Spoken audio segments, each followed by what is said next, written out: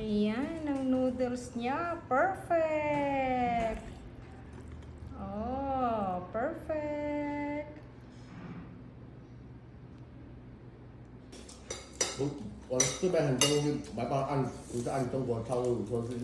Hello po, meron po ako ditong malalaking soup po at rice noodles. Yung rice noodles ko po, binabad ko lang ng 20 minutes para lumambot-lambot.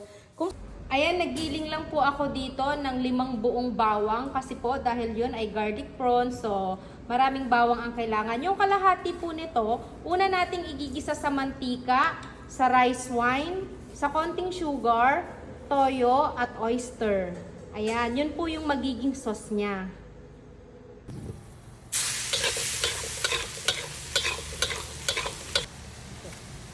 Ayan, pagka ganyan na po ang itsura niya, lagyan po natin ng kalahating basong tubig. Yan po ang magiging sauce ng ating prawns with rice noodles. Ngayon, ito pong mga soup po, biniyak lang natin yan at tinanggal natin yung mga dumi niya sa gilid. Isasalansan lang po natin yan dyan, isa-isa. Sa ibabaw ng ating rice noodles.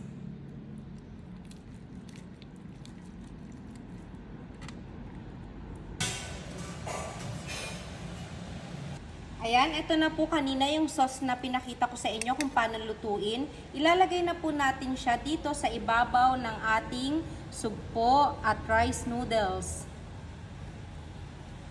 Ayan, ganyan lang po, ilalagay lang siya isa-isa. Yung matira po, ibubuhos sa noodles. Pero pag walang natira, okay lang dyan sa katawan ng bawat shrimp na nakabuka.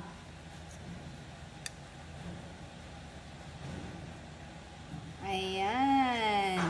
So, maraming natira para po may lasa ang ating ginamit na noodles. Yung natira po ay ilalagay natin sa noodles at i-steam natin ng 5 minutes, 5 to 7 minutes. Ayan. Ini-steam na natin siya, 5 to 7 minutes. Ayan na po ang ating garlic prawns with rice noodles. Ayan, lagyan lang po natin ng dahon ng sibuyas sa ibabaw.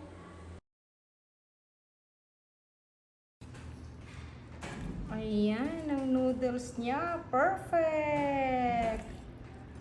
Oh, perfect! Ito na po ang pagkain na naman ng ating mga bisita. Hindi ko na po na-videohan ang ilan sa mga niluto ko kung paano ko sila niluto dahil kulang na po tayo sa oras. Maraming salamat po. Happy eating. Huwag kalimutan laging magpasalamat.